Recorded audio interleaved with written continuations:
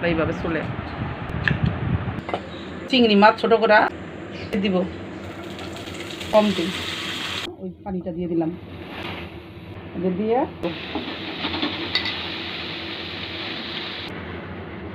এই যে এখন লাইরে এই যে হয়ে শাপলা এইভাবে চলে।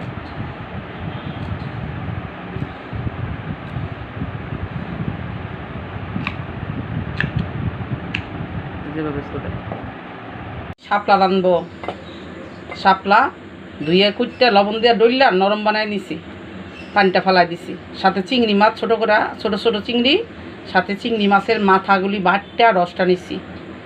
আর 1 চামচ আদা রসুন বাটা, 1 চামচ মরিচ বাটা, 1 চামচ হলুদ বাটা, 1 চামচ লবণ, পেঁয়াজ, কাঁচামরিচ আর পরিমাণ মতন তেল।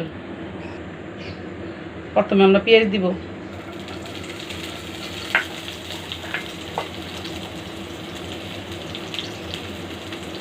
পেঁয়াজের সাথে চিংড়ি মাছটি দিব। চিংড়ি মাছ পরিমাণ একটু কমই দিই, কারণ অ্যালার্জি আছে, এই জন্য আর কি পরিমাণ একটু কম দিই। দিলাম আদা রসুন পেস্টটা দিয়ে দিলাম।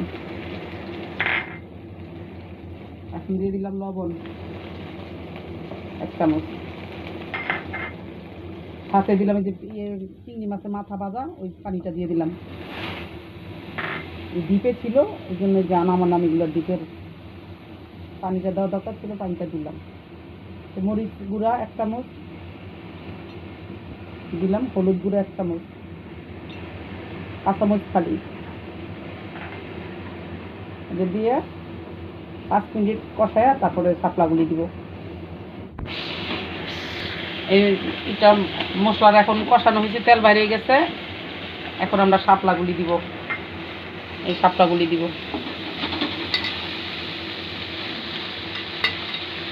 শাপলাগুলি কুটতে লবণ দা কষলায় নিচ্ছি।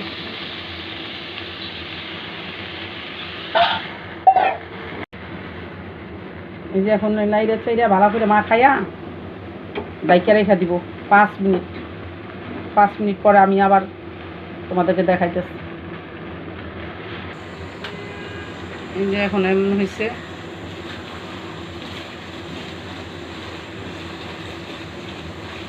হয়ে গেছে, এটা এরকম মাখা মাখা থাকবে, এরকম হয়ে গেছে। এটা এখন নামায় ফেলবো। এই যে হয়ে গেল চিংড়ি।